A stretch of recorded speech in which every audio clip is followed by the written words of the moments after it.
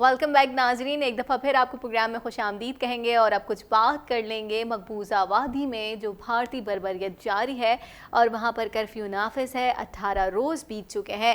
عمران خان صاحب جو ہیں ان کا کہنا ہے کہ بھارت سے مذاکرات کا امکان جو ہے وہ ختم ہو گیا ہے۔ مذاکرات کے لیے تمام تر کوششیں کی مگر اب جنگ کے خطرات بڑھ رہے ہیں۔ کیا کہیں گے سر اس پہ؟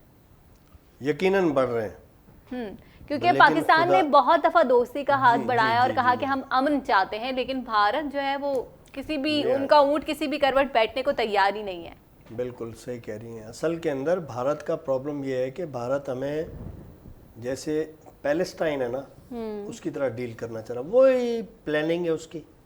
بھارت کو یہ سوچ لیں کہ اس پلان کس نے دیا ہے۔ اسرائیلی پلان کا سب سے بڑا میں آپ کو بتاتا ہوں، بیلفور ایکارڈ سے پہلے جب اسرائیل کو اس کو بنایا گیا کہ 10 فٹ پر قبضہ کیجئے، آپ کو ضرورت ہے 5 فٹ کی یا 5 گز کی، 5 یارڈز کی، 5 یارڈز کی، ٹھیک ہے، لیکن آپ 10 یارڈز پر آکوپیشن کریں۔ صحیح۔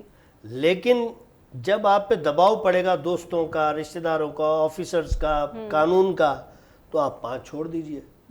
یعنی کتنی میکیاویکل سوچ ہے، ہٹلرٹیرین سوچ ہے کہ آپ پہلے قبضہ کریں زیادہ پر، اچھا ہاں جتنی ضرورت ہے اس سے ڈبل پر قبضہ کریں، ڈبل پہ قبضہ کریں، لیکن جب فیصلہ ہو آپس میں تو پھر آپ کو تو چاہیے ہی آدھا تھا، آدھا واپس دے دیں، تو آپ کے لیے تالیاں بجیں گی کہ بہت اچھا کیا، بہت اچھا کیا۔ تو وہ مودی غلط فیملی، وہ اسرائیل پھر بھی ویسٹ ورلڈ کو پڑھ گئے، اسرائیلی پڑھے لکھے ہیں، یہ لوگ جا رہے ہیں ایک جو ہمارا جو دور جو چلا تھا، یعنی دہشت گردی، ایکسٹریمزم، فنڈامنٹلزم، یہ کیا صرف اسلام میں، یہ دوسرے مذاہب میں نہیں ہو سکتا ہے۔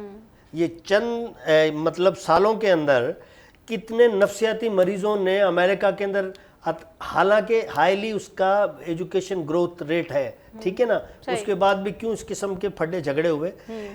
یہ ہے کہ سائیکلوجی کہتی ہے کہ ریٹیلیشن یا آپ کے اوپر ہوا ہوا ظلم جو ہے وہ آپ کے لاشعور میں رہ جاتا ہے، ٹھیک ہے نا۔ جب آپ پاورفل ہوتی ہیں آپ اس کو ریٹیلیٹ کرتی ہیں۔ اب انہیں یہ نہیں پتا ہے کہ کشمیر نہ ہی پیلسٹائن ہے اور نہ انڈیا جو ہے وہ اسرائیل ہے۔ پاکستان کی بیک پہ سفارتی اور سیاسی طور پہ ہم لوگ کھڑے ہوئے ہیں۔ ابھی میں نے کہا نا کہ کوئی بس ہم سے بچے رہیں تو بہتر ہے۔ اگر ہم نے انٹروین کیا تو یہ ایشیا پورا جو ہے نا اس کے اثرات مرتب ہوں گے اس پہ۔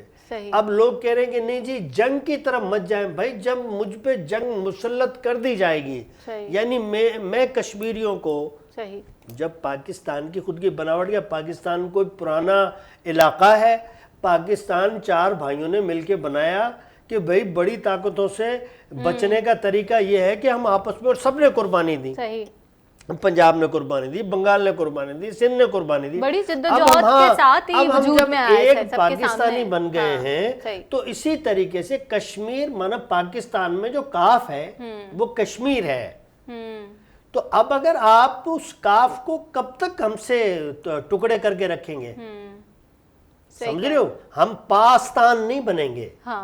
ہم نے بہت ریسٹرینٹ کیا۔ کس لیے ریسٹرینٹ کیا؟ یہ نہیں کہ اسے ہماری کمزوری سمجھائے، صرف انٹرنیشنل ورلڈ نے جو ہم پہ الزامات لگانا شروع کر دیے تھے، اور انتہائی دکھ کے ساتھ کہنا پڑے گا کہ پچھلے حکمرانوں نے جس قسم کی پالیسیز اپنائی، ڈون لیکس کیے اور پتہ نہیں کیا کیا لیکس کیے، ٹھیک ہے نا، اس سے جو ہمارا امیج ان کی نظر میں جو بلٹ ہو رہا تھا وہ ہم نے بہتر کرنے کی کوشش کی، ورنہ یہ ابھینندن کو چھوڑا جانا چاہیے تھا؟ نہیں سر، ہم نے صرف اگر ہمارا کوئی اس طرح کا کیس ماں ہوتا نا تو مجھے نہیں لگتا، پوری طرح سے کوشش کی کہ بھائی وی آر، ہاں ویری، بہت زیادہ ہم ٹھنڈے لوگ ہیں، ہاں ہمیں خود کو گروتھ، ہماری خود کی گروتھ رکی ہوئی ہے، ہم ترقی جو ہمارے، جو آپ نے پہلے سوال میں پوچھا تھا کہ قائد اعظم محمد علی جناح کے خوابوں کی تعبیر ابھی تک ہم حاصل نہیں کر سکے ہیں۔ تو بابا ہمیں اس تعبیر سے پہلے آپ اگر کسی نئی جنگ میں الجھانا چاہتے ہو،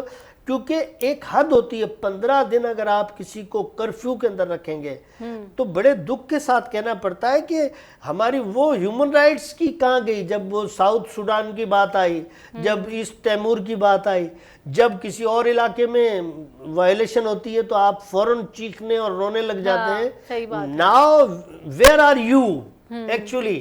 آج کا دن آپ کو کم سے کم ایون یہ تو اجازت انڈیا سے لینی چاہیے, آپ انڈیا کو یہ تو کہہ سکتے ہیں, یہ میرا میسج ہے پوری ویسٹرن ورلڈ کے لیے, چائنا نے اپنا فرض ادا کیا ہے, چائنا ہمارے ساتھ کھڑا ہوا ہے, کہ بابا آپ مودی کو یہ تو کہہ سکتے ہیں کہ آپ بہت بڑی اکانومی ہوں گے, لیکن آپ کو licence to kill to humanity نہیں دیا جا سکتا. اس لیے خدا کے واسطے کم بیک اپنی پالیسی سے. آپ پانی چھوڑ دو گے بھئی, ایک دفعہ ہی برباد ہوں گے نا ہم ایک سال کے اندر, پھر باقی 964 دن ہم کیا کریں گے آپ کے ساتھ؟ یہ بھی اپنے آپ کو ذرا سوچ کے رکھو. کیونکہ جو میں نے کہا نا کہ ڈسٹرکٹ گرداسپور نے جو قربانی دی ہے, جو امرتسر نے جو قربانی دی, جو فیروز پور نے, اس سے کیا ہوا ہے کہ راوی, چناب اور ستلج اور بیاس اس کے ہیڈ ورکس انڈیا میں رہ گئے ہیں. یعنی ہیڈ ورکس وہ جگہ ہوتی ہے جہاں پہ پانی آگے جمع ہوتا ہے اور پھر اس کو دروازے لگا دیے جاتے ہیں. یہ کیا کرتے ہیں, جب انہیں اپنے پانی کی ضرورت ہوتی ہے تو اس کے کون سے دروازے وہ کھولتے ہیں؟ وہ کھولتے ہیں انڈین سائڈ پہ, نہریں کھود کے انہوں نے اس سائڈ پہ پانی لے گئے. لیکن جب انہیں خطرات ہوتے ہیں کہ بھی پاکستان کو تنگ کرنا ہے تو وہ کیا کرتے ہیں, ہمارے والی سائڈ کا پانی کھولتے ہیں. تو اسی لیے اسے آبی جاہریت سے تشبیہ دی گئی ہے کہ آپ نے پہلے کشمیر پہ اٹیک کر دیا, پھر ہماری کراس بارڈر میں آپ نے ٹیریٹری کی, اس کے بعد یہ تیسری جاہریت ہے.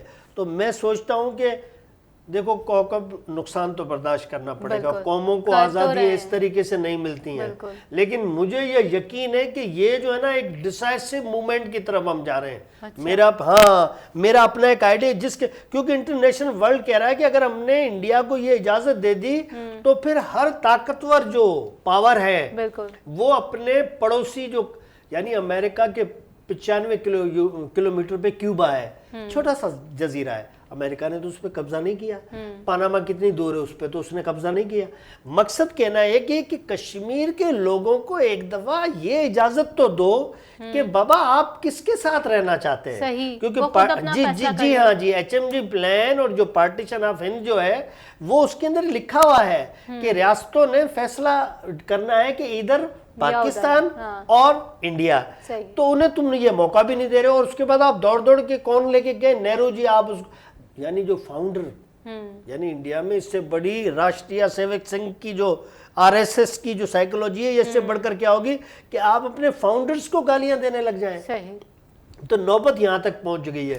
تو مجھے یقین ہے کہ اگر انڈیا بھی اس چیز سے ریسٹینڈ کر لے تو بہتر ہے, ورنہ میں سمجھتا ہوں کہ پوری دنیا کی مہذب قومیں وہ ذمہ دار ہوں گی ایشیا کی تباہی کی. کیونکہ میں کہتا ہوں کہ ایک حد ہی ہو سکتی ہے جب آپ میرے بچوں کو کچل دیں گے, جب میرے بچوں کو پہلے گن سے, جی ہاں, میری بہنوں کی عزتوں کو تاراج کریں گے, جب میرے ماں باپ بوڑھوں کو تم ان جانوروں کی طرح ٹریٹ کرو گے, تو میں تو ریٹیلیٹ کروں گا.